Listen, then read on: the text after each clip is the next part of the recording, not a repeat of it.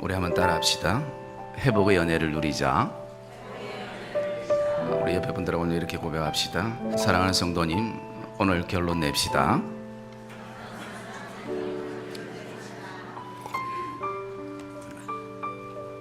우리가 3주에 걸쳐서 억지로 십자가 그리고 오늘 회복이라는 주제로 말씀을 좀 묵상하려고 합니다.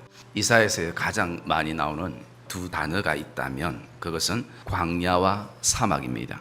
이 광야와 사막은 이스라엘 백성들에게는 현실적이고 뗄래야 뗄 수 없는 밀접한 생활 공간이기도 합니다. 피하고 싶어도 피할 수 없는, 무시하고 싶어도 잘 무시되지 않는 삶의 영역을 말하고 있습니다. 보통 우리의 인생 여정을 사막과 광야에 비유를 하기도 합니다. 광야는 어떤 일이 일어날 줄 예상하지 못하는 장소이기도 합니다. 그래서 항상 돌발 상황을 이 광야에서는 안고 살아가는 것입니다. 때로는 내가 계획하지 않는 일이 우후죽순처럼 일어나기도 하고 또 내 생각과 계획대로 잘 되지 않는 곳이기도 합니다. 어떤 짐승의 공격이 있을지 아무도 모르는 그런 두려움이 엄습해오는 장소이기도 합니다.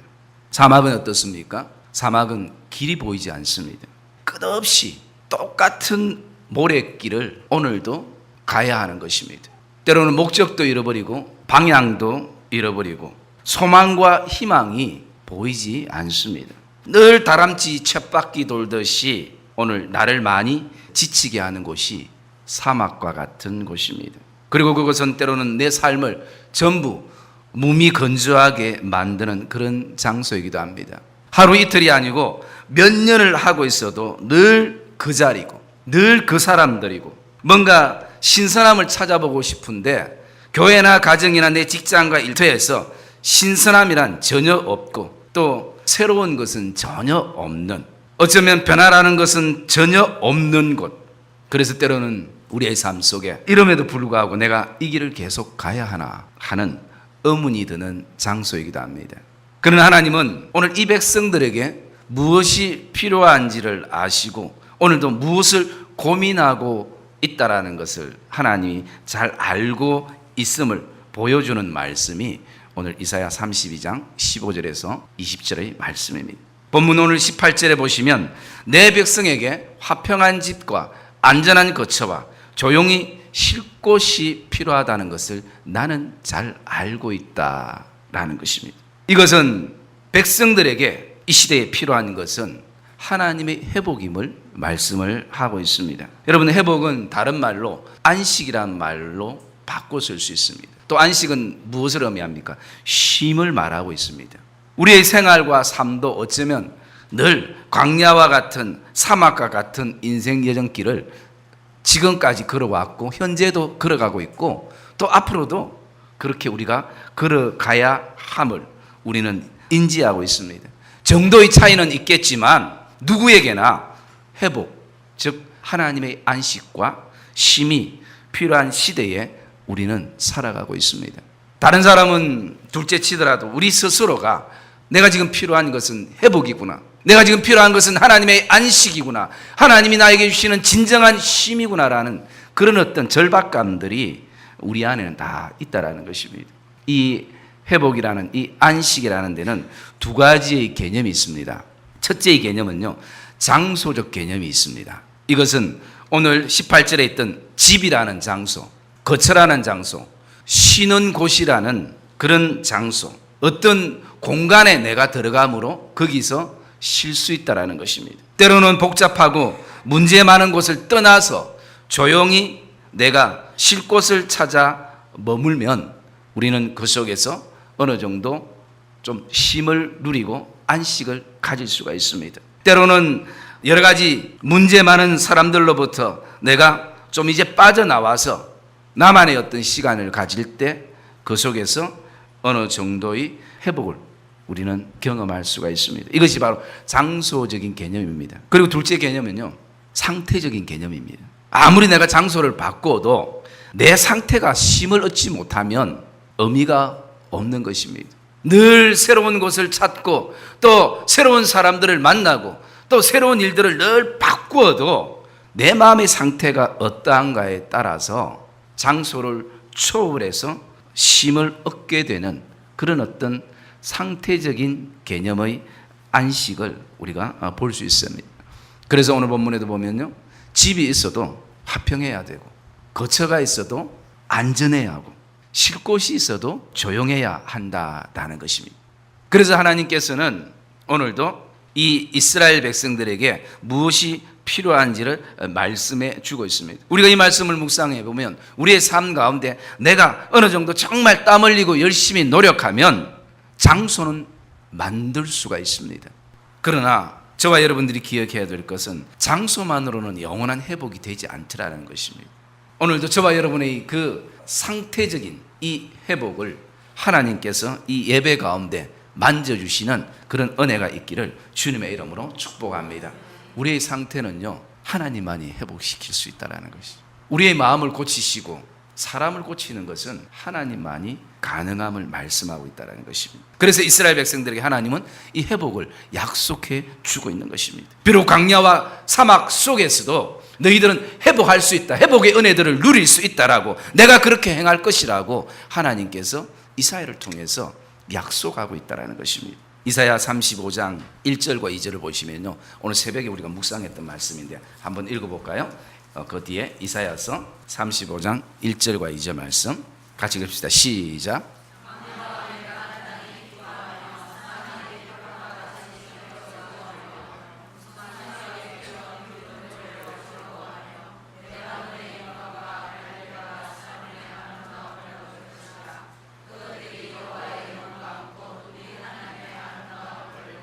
아멘. 나가서 3절에는요, 이 약속을 믿고 이 하나님의 말씀을 믿고 너희는 약한 손을 강하게 하고 떨리는 무릎을 굳게 하라 라고 말씀하는 것입니다. 회복은 광야 같은 세상 속에서도 기뻐하는 것입니다. 회복은 사막 같은 환경 속에서도 즐거워한다라는 것입니다. 오늘도 장소를 초월한 내 상태에서 얻어지는 것은 무엇인가? 바로 하나님께서 회복시키실 때에 광야 속에서도 우리가 기뻐하고 사막 속에서도 즐거워할 수 있는 이런 신앙의 모습이 우리에게 오늘도 주어지게 됨을 말씀을 하고 있습니다. 그러면 우리의 삶 속에 어쩌면 우리의 인생 가운데서도 광야나 사막이 내가 지금 피해야 피할 수 없는, 무시해야 무시할 수 없는 그런 현실적인 삶의 모습인데 어떻게 이것이 우리에게 가능한가라는 것입니다. 우리가 회복이 가능한 첫 번째는요, 한번 따라합시다.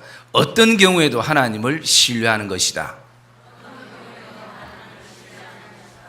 목사님 뭐 특별한 또 답 없네, 또 원론적인 것이네 라고 생각을 우리가 할 수 있지만 그 전에 우리에게 질문해 봐야 하는 것입니다. 나는 어떤 경우에도 하나님을 신뢰하고 있는가? 그분께 내 삶의 모든 것을 송두리째 맡기기에 그분이 충분하다는 것을 내가 진짜 믿고 있는가, 신뢰하고 있는가? 본문 15절의 말씀에 보시면 마침내 이로부터 영을 부어 주시리니 광야가 아름다운 밭이 되며 아름다운 밭을 숲으로 여기게 되리라 라고 말씀합니다.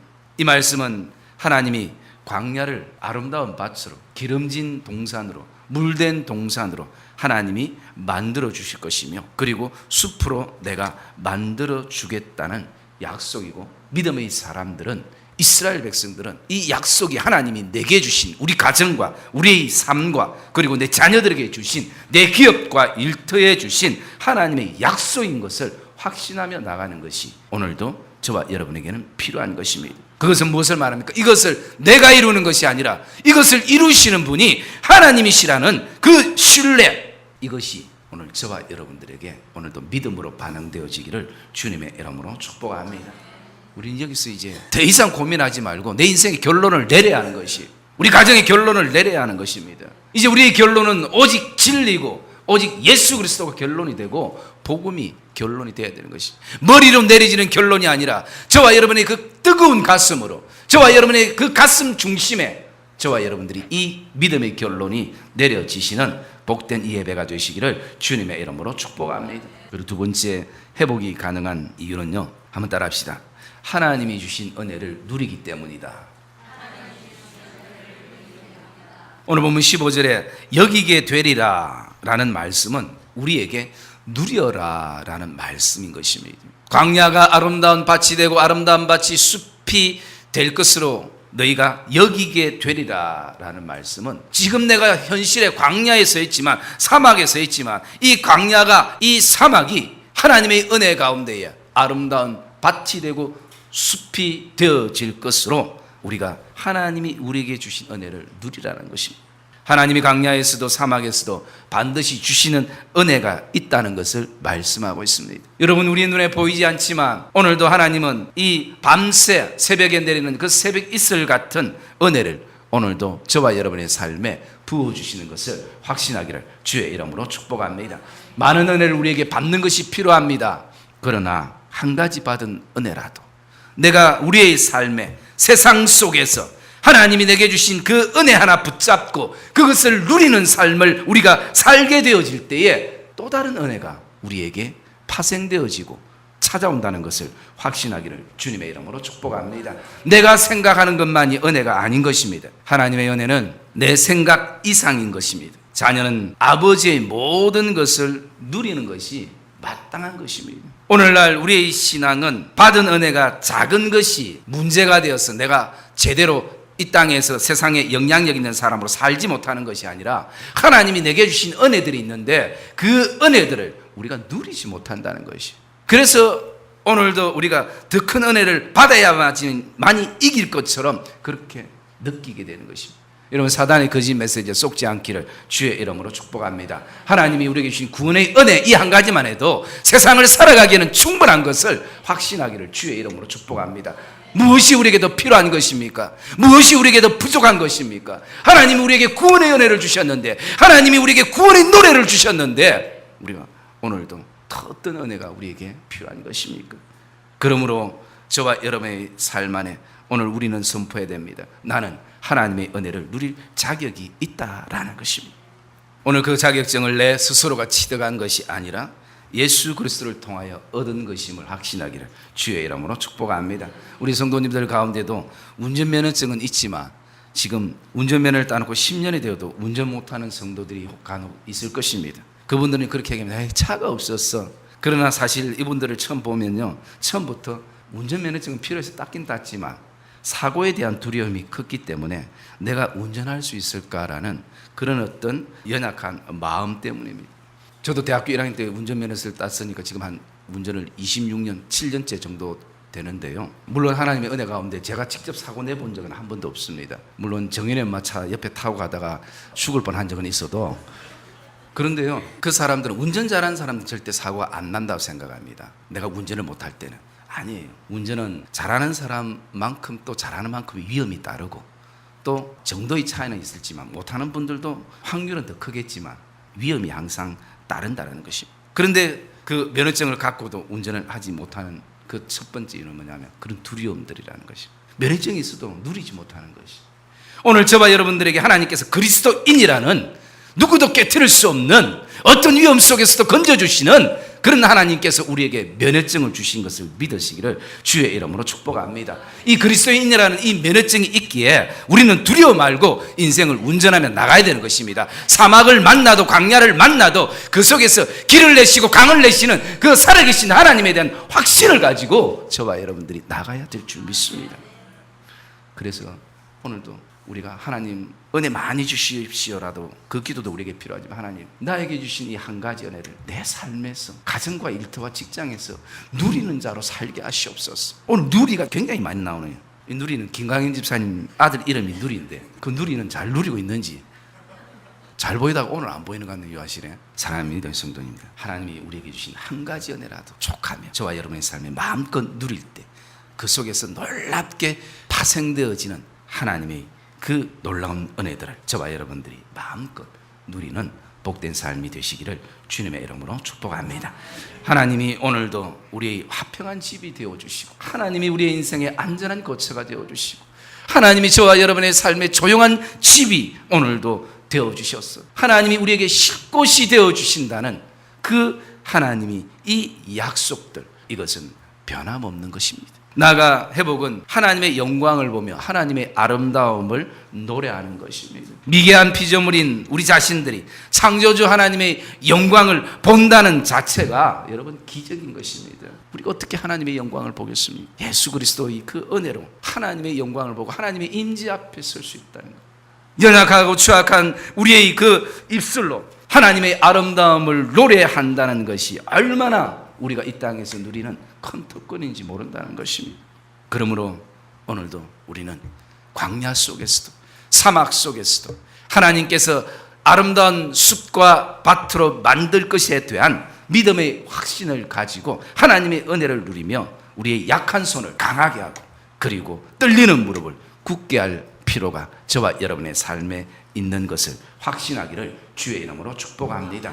이 근거는 내가 가진 힘이 아닙니다. 의지가 아닙니다. 오직 예수 그리스도를 통해서 그분이 우리의 삶의 공의가 되어 주셨다.